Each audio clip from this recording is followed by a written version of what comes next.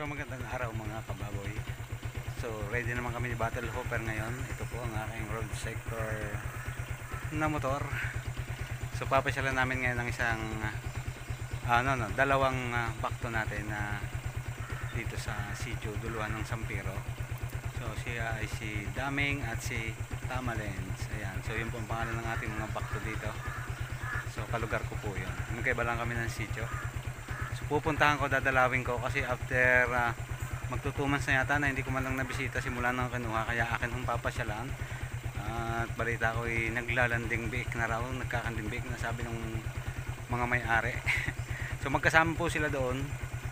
So madali lang nating mapuntahan at mabisita.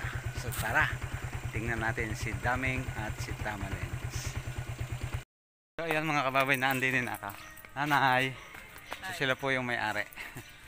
Tingnan nga po natin. Sabi nga po sa akin yan may panturok daw siya, hindi pa rin yan naturukan. Sabi ko, bakit naman nagkahanip? Hindi naman manok.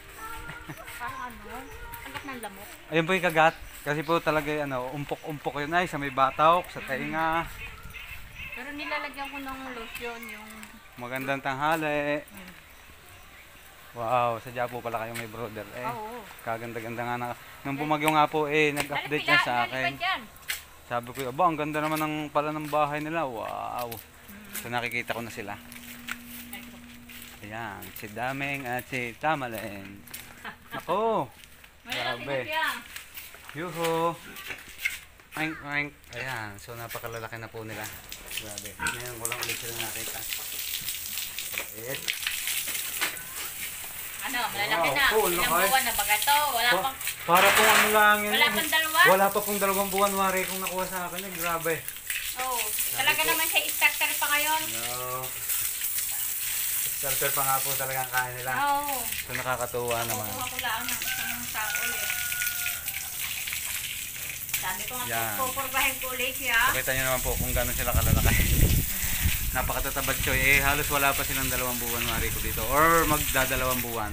Nagsasabi yung aking pinsak Grabe ka. malaki. Pwede po. Yung anak ng kakarudi, kamag-anak mo din yun. Hindi ba alam na ako kamag-anak mo? Ay, nabalita nga po sa akin ni Alam mo sa sabi ko, ako po kasi hindi po ako talaga nung binata ako, nag-graduate ako ng Buhay Sapa, nagtrabaho na agad po ako sa school, kaya pabalik-balik lang. Pag nauwi dito, hindi na po nakakapagsikap. Pero naikwento naman po nila sa akin. Lalo po yung iyong ina, ang kakang angge. Opo. Yan ang kamag-anak. Ang iyong ama ay Hernandez naman po. Oh, pero ang angge ang badilyo. Ang badilyo po yung ina. Oo. So, ako ng huwag. Kaya nga po sabi nila, hindi mo alam na kamag-anak natin yan. Sabi ko yun nga po. Ako kamag-anak pa ng Salita, ng Martina. So napakalalaki na pala. Kirabate, talaga naman. Hindi ko pa ulit kasi napanood po yung video kung ano ba kung anong buwan ba nila kinuha. 28. Kuya, dalawang buwan na rin sa 28. Sa 28 palahan? Wow, grabe. Dito nga po kayo ng konti. Dali, para akin lang ipang-thumbnail. Yan, para kita yung ating baboy. Yun. Okay, 1, 2, 3. Okay. So nakakatuwa, sobrang gaganda. Pero usog siya yung dalawa. Yung daw ang Kuya Ben nagsasabi sa kanya. Wala. Ano naman, parang kukunti pa pala naman ang kagakala ko naman yung nagsusugat-sugat na talaga. Yan po talaga lamok. Hindi na magpausok sa gabi. Pero yan po pwede po pagka kayo dito sa hapon, para lalaya sila ng tira. Lalayo. Di bale, lalayo naman sila, doon sila dadapo. Ay, naku, sanay po ang mga yan. Sabi ko nga kaya sabi ko, malamang ang kagat nila ay sa may batok. Dahil ang mga baboy po doon ay ganun din, pero ako po pag sinisipag minsan, ang ginagawa ko dyan ay nga po, hindi po, yung pagka yung sobrang nangangati na sila namumula, yung pong dahon ng malunggay, didikdikin ko kakatas nito. Kaya dahon ng aroma. Yan, o kaya po ay mother cacao, yung hindi dadapuan ng lamok. Kung didikdikin. Pag wala naman, kahit lang po, yung bawang, yung bawang na babalatan. Papausok mamaya. So nakakatuwa. So, mas malaki rin kanya, nangangandi na oo nga po. Kita ko nga. Hindi pa naman pwede ikaw, bata ka pa. Sinasabing Pero, boy kagad. halata kita Matagal na nangampo, lampas nag-iba-iba na. Nakakatuwa magkabati naman. Halos Pero hindi sila magkapatid. Magkapatid po, magkasing haba. Minsan nagbababag sila. Mas malaki siya dyan dumating. No po, mas malaki pero ito po kahaba na ano laki. Grabe. Nakakatuwa naman. So yan nga po si Daming Pagpapagawa at ko si kayo ng Tamalan. Bartolina dito, yung Saka akin. ang ganda-ganda naman ng bahay nila, press ko sila. Kaya pala naman nung binagyo na update sa akin nga po ano. Sabi ko, oh, ang ganda naman ng bahay. Pinakita ko doon sa pamangkin ko yung nag-alaga din ng baboy.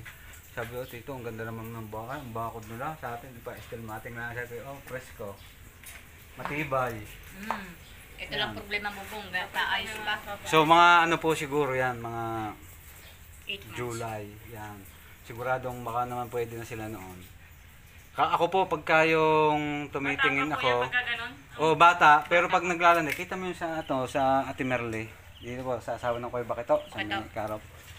Yung po yung unang kandi noon. Ang tinitingnan ko po kasi sa kanila, pag naglalandi po yung ating mga baboy, kung tumatagal ba ng 5 araw. Kasi pag kanding biik, yan po itatagal lang ng 2 days, 3 days, mawawala na agad. Pero pag dumating po doon sa almost 1 week talaga sila, pwede po silang pakastahan talaga noon. So, pwede natin pabulugan. Kaya tuwan-tuwa yun, tingnan nyo po, dapat 8 yung biik niya.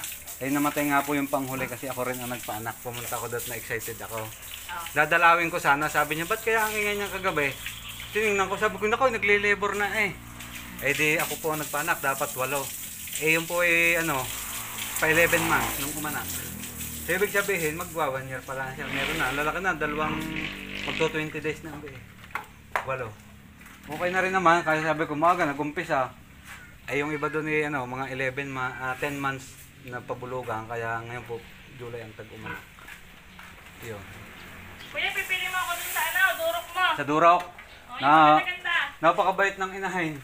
Grabe, pagka nung nanganganak ga po ay dumalaga, hindi malaang napalirit o natayaw kagaya ng iba, hindi.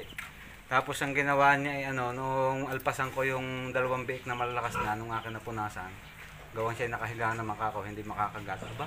Pumunta sa unahan gumibi yung nagtatawag ng biik. Mabait. Kaya malalaki din, malalaki ang babae nun, 5. Wala nga lang katulad ng ina. Wala. Ano yung puti? Puro puti pa rin. Gaya sa bulugan. Yung kasi binulugan ko ng May bulugan ka din. large white. Opo. Malaki. Nako, mga kasing taas nito.